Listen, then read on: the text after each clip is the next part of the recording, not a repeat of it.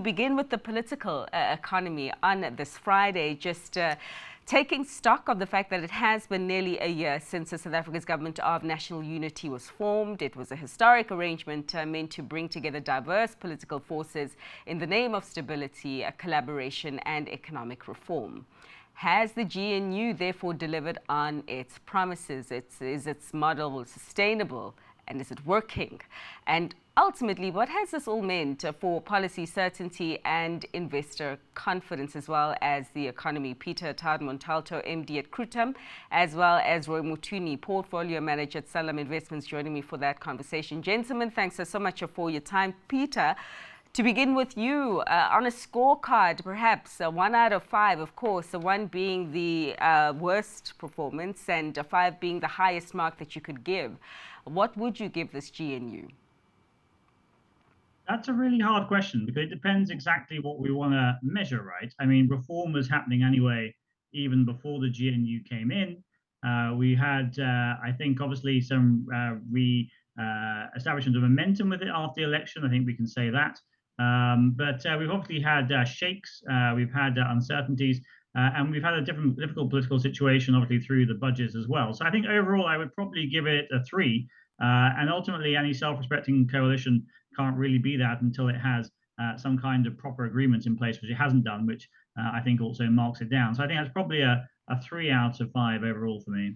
That's actually a really good point, Peter, and thanks so much for calling me out there, because exactly what are we scoring? So perhaps maybe just to drum it down.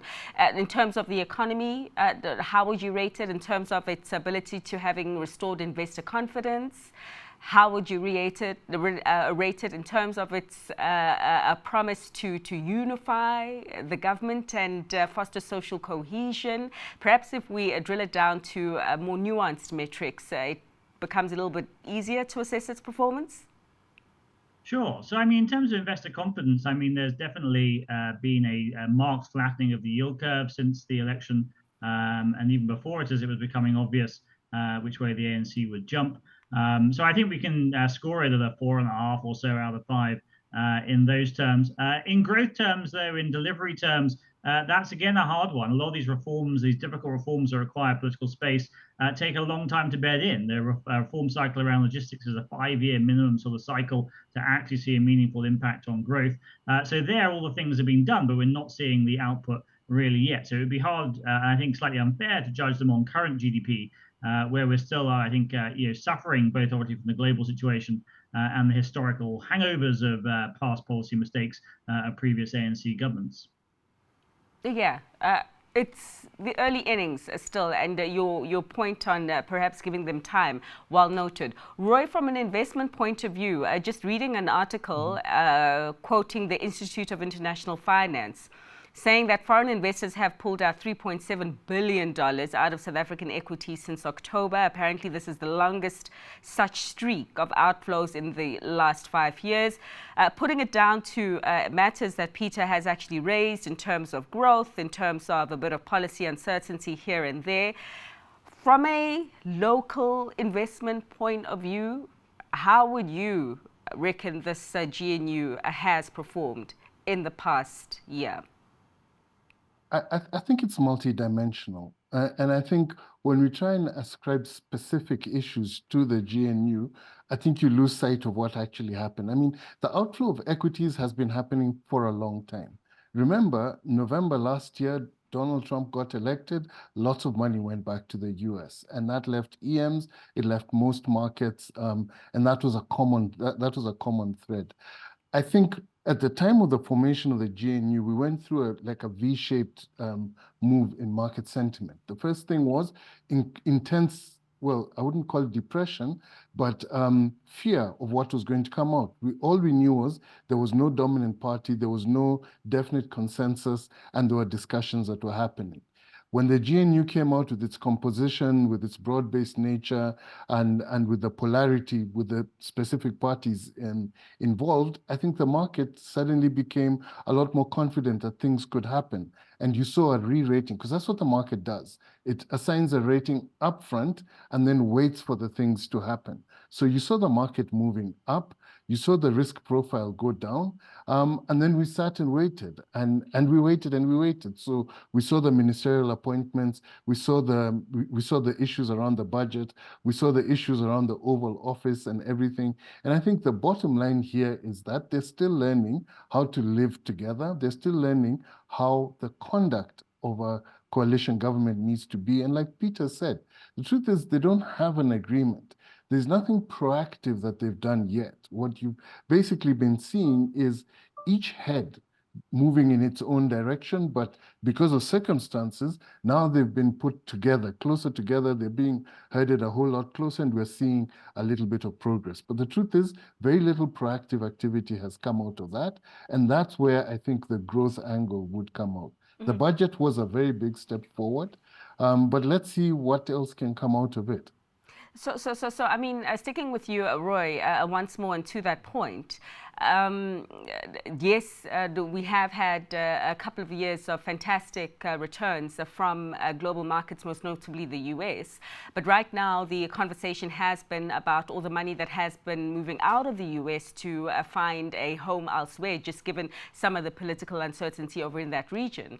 And the same report makes the argument that South Africa risks missing out on capital looking for a new home, just given perhaps some of the boxes that were not ticking when it does come to growth, when it does come to certain elements of policy certainty. In fact, quoting a fantastic person, or a fantastic quote, citing foreign investors as tourists who, you know, they come in and they go when things are kind of looking good. But if you want to get them to stay and commit more long term, the other metrics need to make sense, notwithstanding the fact that the stocks on the market are cheap right now. So let's talk about the other metrics and perhaps maybe the misses that the GNU has had in this past year that, if dealt with right now, could make us look more appealing.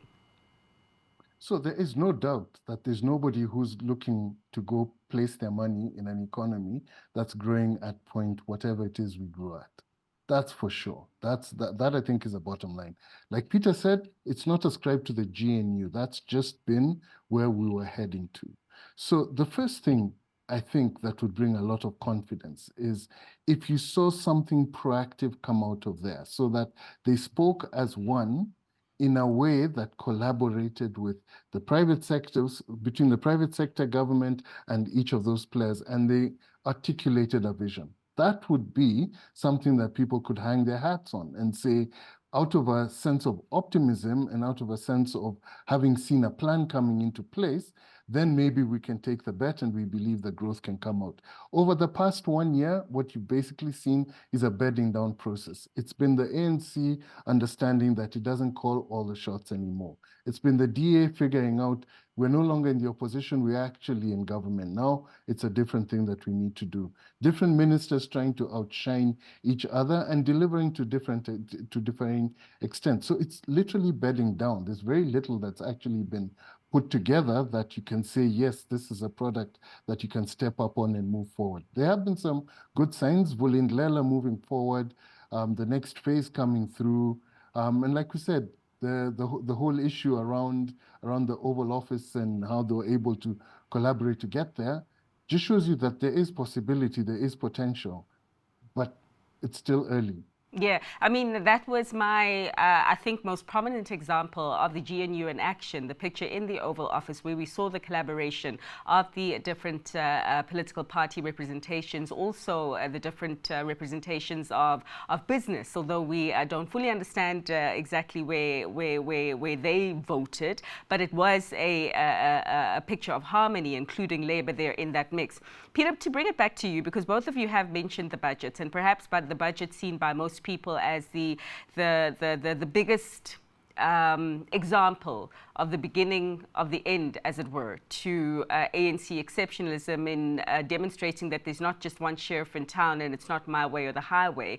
But Roy also mentioned Operation Vulindlela, and I know that as Krutham you have done some work, or you're doing some work with the private sector with another operation, just looking at the work that the private sector is also driving in structural reform by the way of Operation Phumelela. But if we just talk about the structural reforms, in your view, Have you seen an acceleration thereof under this GNU, or are you concerned at the pace at which it's currently happening?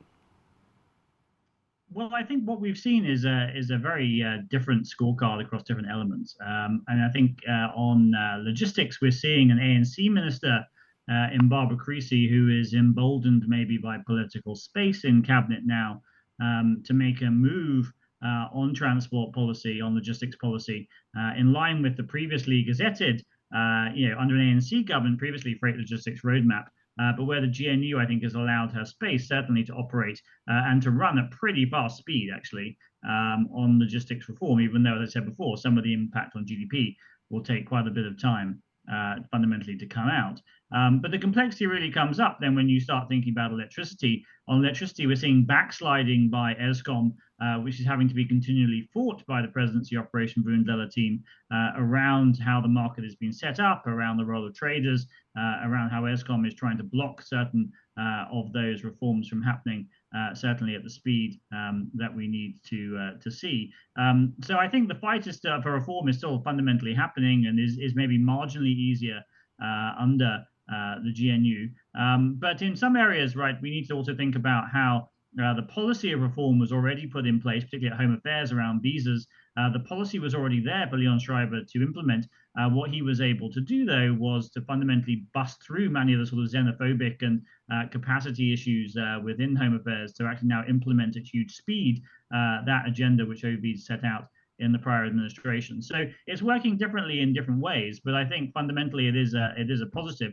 We're just going to have to wait a while yet before we see faster growth. We have to remember there's a whole non-OV related policy reform, quote unquote, set of issues around the DTIC, which are moving in the wrong direction, as we've seen in particular around concern around issues on beneficiation, on localization, around the transformation fund, and those sorts of issues, which obviously have concerned businesses and maybe dampened business sentiment.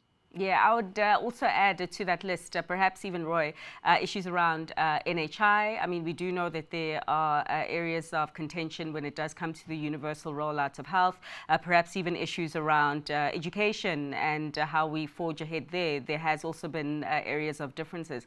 I suppose, just to look at the areas of contention still, are you confident, just based on how this GNU was able to deal with its stalemate on the budget, that these other areas of contention will be overcome with the same level of success, as it were, which sees a unity government still stand after? Well, the budget fundamentally is a very different beast, I think. The budget ultimately rests upon the fact, I think all parties, even the ANC itself in cabinet, is pretty fiscally conservative. It's not there about completely blowing out expenditure. There are obviously disagreements around composition. There's a lack of political will to cut further, but no one is sort of wanting to run some hugely loose fiscal policy. And so there was some broad, basis to put that on. I don't think that's the same around other policies where there are much deeper ideological differences. And now, even excluding the DA and other parties in the GNU, there is a deep well of opposition to NHI within the ANC who views it as unworkable, who views it as anti-black middle class, in particular for what it does around private medical aid. And we're very, very strongly of the view that this NHI will never happen, which is clearly not good. We need an NHI to happen, to bring higher quality healthcare to more people. I think that this gets to the heart of the fact of what the DA's role is going to be going forward. They're going to be more antagonistic. They're taking various things to court. They're going to take NHI to court.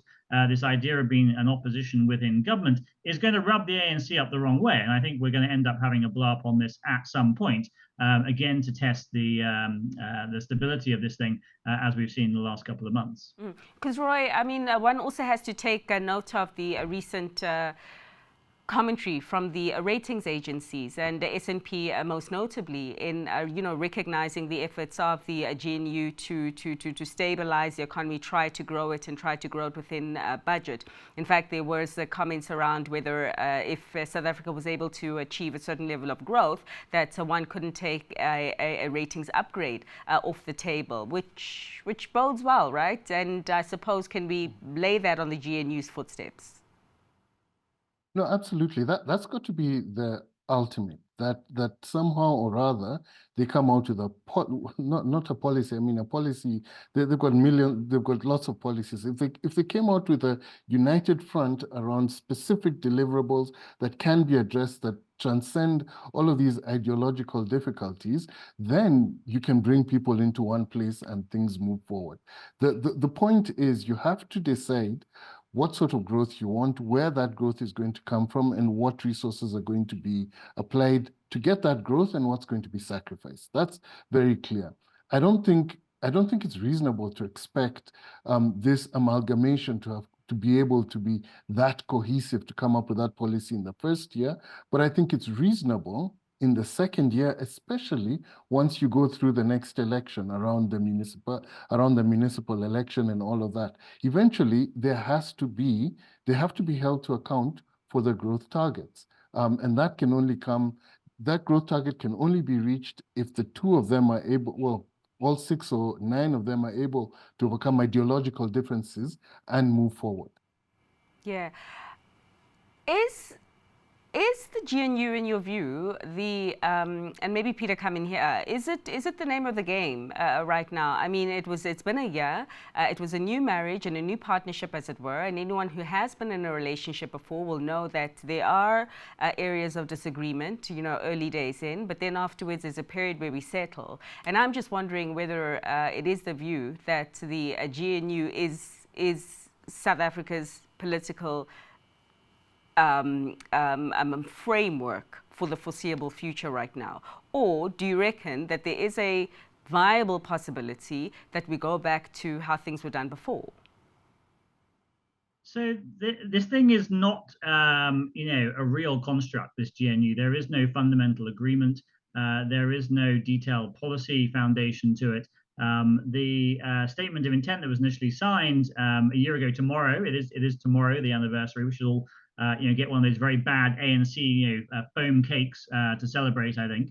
The issue there is this is hand waving, this agreement. The dispute resolution mechanisms within that agreement, as well as within the cabinet structures, do not function at all. And I think the real issue here is that Mistra actually went off pre-election for a year or so into election last year, wrote this ginormous doorstop, it is literally a doorstop of mine at home, of how to run a coalition from global examples. And the ANC has ignored all of it. And it says how you should put in place coalitions, how you deal with multi-party coalitions like in Europe and other emerging markets. And I think we, at some point, to make this thing stable, because we're not going to leave coalition space for a very long time, the ANC is not magically going to be above 51% in 2029. If anything, they're going to be lower.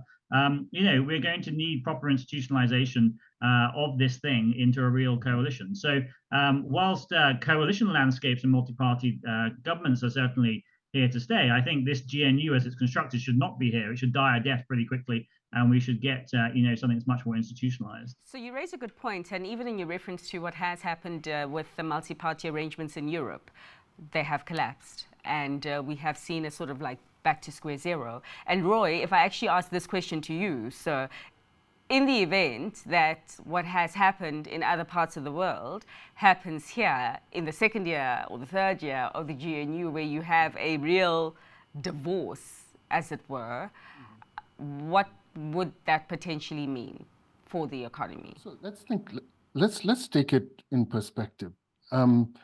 Look at the trajectory the ANC was on. I think in every subsequent election, their support has declined. And I think that's been quite common, and you can ascribe it to anything, and you can ascribe it to any of the other parties.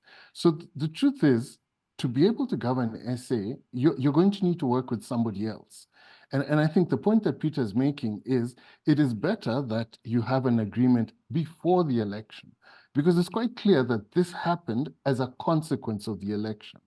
And it was a way of ensuring that we didn't have a collapsed government at the beginning, because we wouldn't have had a president, Parliament wouldn't have been able to sit if this GNU animal was not put in place. So it was a reaction. It was a reaction to a reality. If you want to move one step forward, it's got to be something that's agreed upon in advance by willing partners. who keep their identities but understand that they have a common goal to achieve on behalf of the country. That's the only way it survives. The reality is, in all those other countries, what basically happens is, if you have that agreement and it collapses, either you have dispute resolution or it collapses and we go back to the elections. I don't think we can afford to keep doing that here. Is one thing, but that's where the politics goes to. That if the two parties or if the 3 or 4 parties that come together to make a majority can't agree, we're back at the polling station, and may the best person win. Sure. So just last question, Peter. I imagine that in terms of priorities for the second year of the GNU, one of them maybe for you would be establishing a formal contract with T's and C's about how this works formally. You can correct me there if I'm wrong, but what other important points do you reckon this GNU should focus on going forward? Well, I think it gets to what Roy was saying before. We're looking for a bit of spark, I think. And if you think back to SONA in February of this year, which was it feels like an age ago, 3 budgets ago, there was very little in there that made us all sit up and go, wow, this is a different thing. There's a different vibe. There's a sense of compromise. It was a trying to please everyone statement in the end, a mishmash. You had, DTIC things conflicting with sort of OV things in there. And I think it's that sense of compromise, that sense of a singular policy, including on things like DTIC, where the DA has no involvement, particularly despite having a deputy minister, on foreign policy as well. I think that's what would make people sit up and listen, as well as then the dispute resolution mechanisms as well. But I think back to your point and your question to Roy earlier on these issues in sort of other contexts of coalitions, markets don't freak out in other countries when there's a collapse of a coalition because there are strong institutions. In South Africa, of course, we're on the path towards that. There is a very deep and complex set of public sector reforms ongoing, but it's not complete yet, for sure. And I think it just goes to show you need all the other things around government, around the public sector, to make this thing secure and to ultimately remove risks. There's been a huge amount of learning in the last year. Offshore investors, for instance, were much more relaxed about the process of getting into the GNU. Local investors, I think it was much more uncertain for them. They hadn't had experience of it as maybe foreign investors had before. So we are on a learning curve. We need to make sure we are continually learning and implementing the right lessons. Yeah, fingers crossed. But I think that this weekend will certainly make for some interesting reading, just looking at all the commentary around the review of the GNU this past year. But to the both of you, thanks so much for adding to those insights, of course, that the broader audience can digest and help them make up their own minds. Peter Attard Montalto, MD at Krutham, as well as Roy Mutooni, Portfolio Manager at Sanlam Investments.